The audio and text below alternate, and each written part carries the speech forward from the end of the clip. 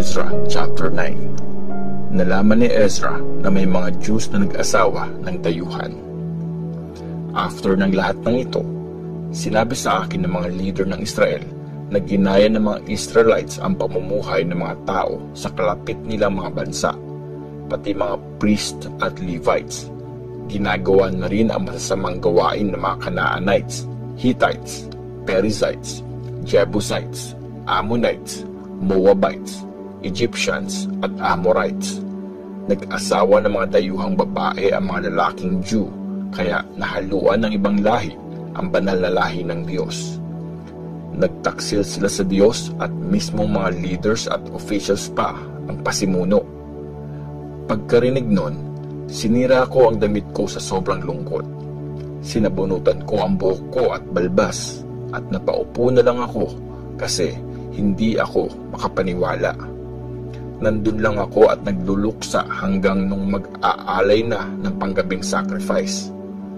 Pumalibot sa akin ang lahat ng taong natakot kasi alam nila yung sinabi ng Diyos ng Israel tungkol sa kasalanan ng mga bumalik galing sa pagkabihag. Nung mag-aalay na ng panggabing sacrifice, tumayo ako. Suot pa rin ang sira-sira kong damit. Tapos, lumuhod ako at tinaas ang mga kamay ko kay Lord na aking Diyos. Sabi ko, O Diyos ko, hiyang-hiya ako sa iyo. Mas mataas na sa amin ang mga kasalanan namin. Umabot na yun sa langit sa sobrang dami.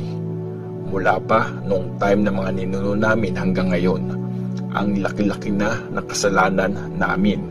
Dahil doon, kaya nasakop kami ng mga dayuhang hari. Napatay ang iba sa amin at nalakawan. Tapos, ginawa kaming bihag, pati yung mga hari at priest namin. Napahiya kami ng sobra, gaya ng nangyayari sa amin ngayon. Pero kahit sa maikling panahon, O Lord, aming Diyos, ang bait-bait mo sa amin. Inalis mo kami sa pagiging alipin at hinayaan mong mabuhay kami ng safe sa banal na lugar na ito. Binigyan mo pa kami ng bagong buhay at pag-asa. Mga alipin kami, pero hindi mo kami iniwan sa pagiging alipin. Pinakita mo na tapat ang pagmamahal mo sa amin nung hinayaan mong paboran kami ng mga hari ng Persia at pinayagan nila kaming mabuhay at itayo ulit ang nasira mong temple. Iningatan mo din kami dito sa Juda at Jerusalem. Pero ngayon, O Diyos, ano pang masasabi namin after nito? Hindi na naman kami sumunod sa mga utos na binigay mo sa mga prophets ng servants mo. Sinabi nila sa amin na marumi ang lupaing sasakupin namin kasi punong-puno iyon ng mga taong gumagawa ng masama. Sinabi din ng mga prophets na huwag kami mag-asawa ng mga dayuhan at huwag silang tulungang yumaman o maging successful kung gusto naming ma-enjoy ang lupain at forever na mapamana ito sa mga descendants namin. Pinarusahan mo kami dahil sa mga kasalanan at kamalian namin. Pero alam po namin, O Diyos, na kulang pa yon kumpara sa deserve namin. Tapos, hinayaan mo pa rin kaming mabuhay. Hindi na naman ba kami susunod sa mga utos mo? Gagawin ba naming mga asawa ang masasamang taong ito? Pag ginawa namin yun, magagalit ka talaga sa amin.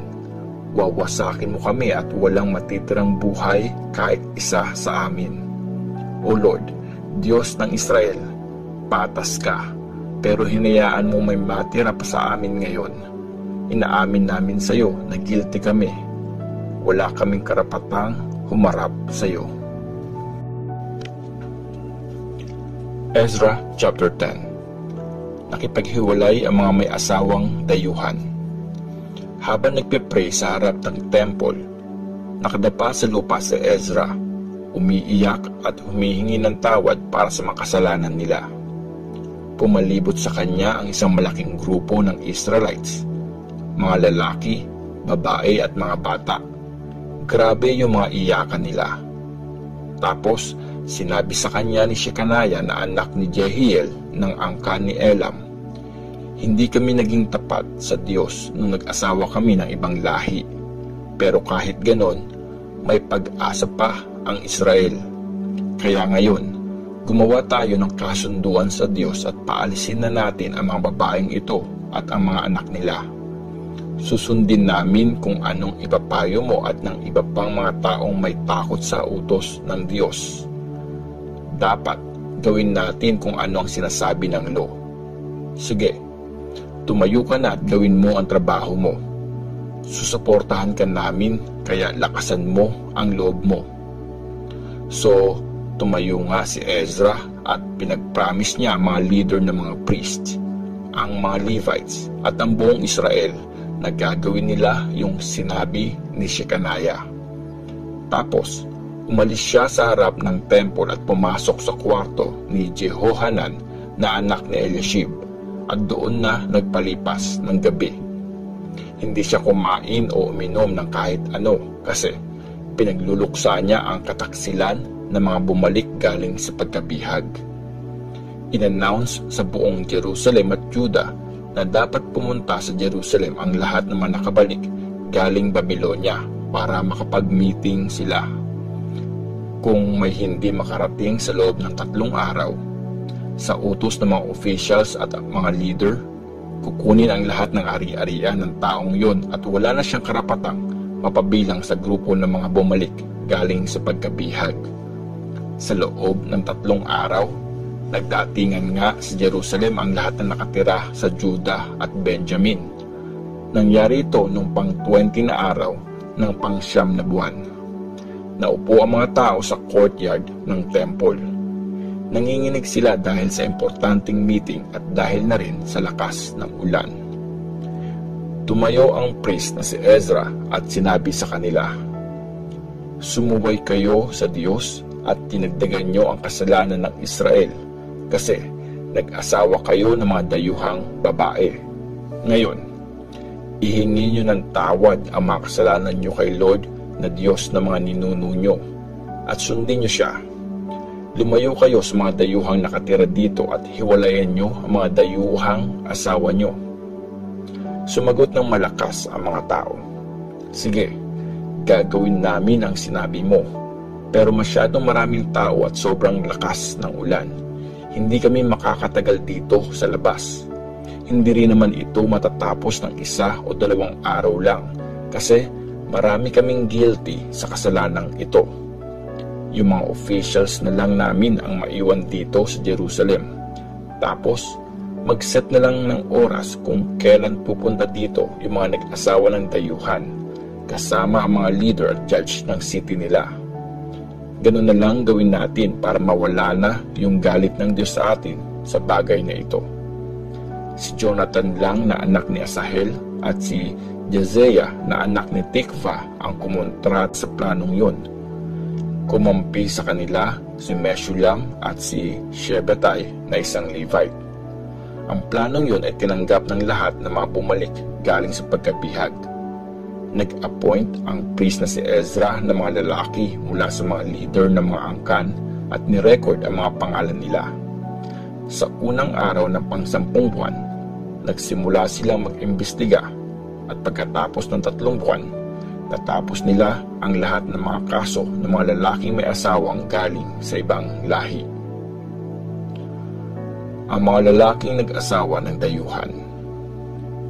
Ito ang listahan ng mga lalaking may mga asawang dayuhan. Mga priest, sa angkan ni Joshua na anak ni Jehozadak at mga kamag-anak niya, sina Maaseya, Eliezer, Jarib at Gedaliah.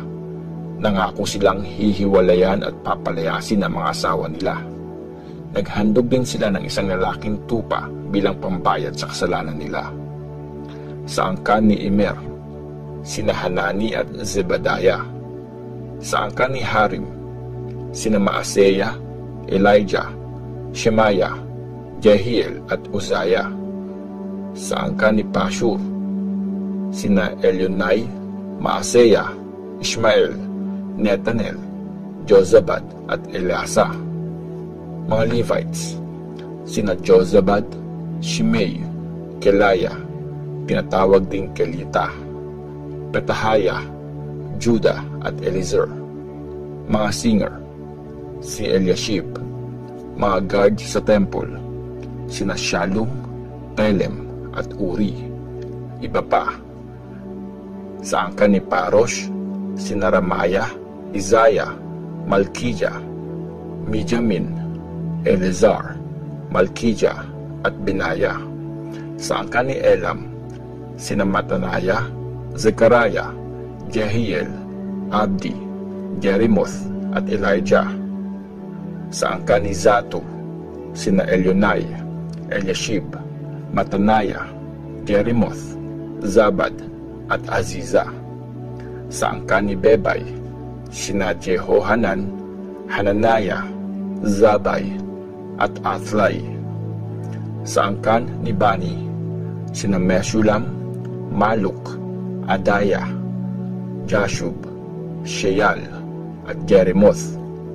Sa angkan ni Pahath Moab, sina Adna, Chelal, Benaya, Maaseya, Matanaya, Bezalel, Binui at Manase. Sa angkan ni Harim, sina Eliezer, Esijah, Malkijah, Shemaya, Shimeon, Benjamin, Maluk at Shemaraya. Sa angkan ni Hashum, sina Matenai, Matata, Zabad, Eliphelet, Jeremai, Manase at Shimei. Sa angkan ni Bani, sina Maaday, Amram, Uwel, Benaya, Bedaya, Shelui, Vanaya, Merimoth, Eliashib, Matanaya, Matenay at Jaasu.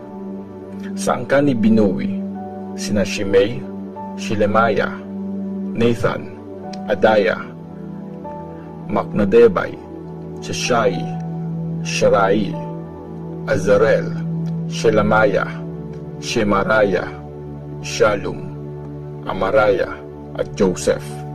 Sa angkan ni Nebo, sina Jeiel, Matitaya, Zabad, Zebina, Jadai, Joel at Benaya. Lahat sila ay nag-asawa ng dayuhan. Hiniwalayan nila ang mga iyon at pinalayas kasama ang kani-kanilang mga anak.